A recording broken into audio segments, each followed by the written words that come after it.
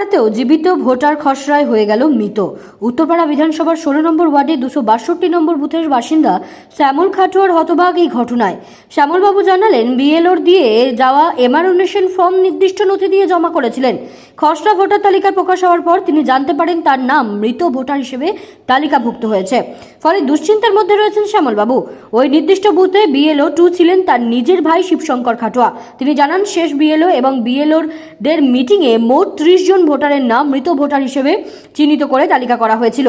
সেই তালিকায় সই আছে ওই নির্দিষ্ট বুথের বিএলএরও। কিন্তু খসড়া ভোটার তালিকা প্রকাশ হওয়ার পর তিনি দেখেন 31 জন ভোটারকে মৃত বলেও তালিকাভুক্ত করা হয়েছে।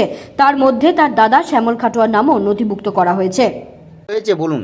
262 নম্বরে বিএলএ আমি বুথের। আচ্ছা, এই উত্তরপাড়া বিধানসভা, উত্তরপাড়া বিধানসভা কত নম্বর ওয়ার্ড এটা? 16 নম্বর ওয়ার্ড। হ্যাঁ। তো বিএলের যে মিটিং হয়েছিল সেখানে হলো মৃত ভোটার দেখানো হয়েছিল 30টা, সেই জায়গায় 31টা। এই যে এখানে দেখানো আছে 30টা।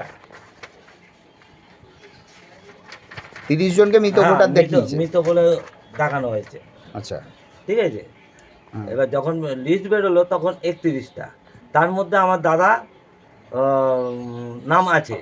আমার দাদা তো জীবিত, ফর্ম ফিল আপ করা হয়েছে, দাদাকে মৃত বলে ঘোষণা করা হয়েছে। আপনার খবর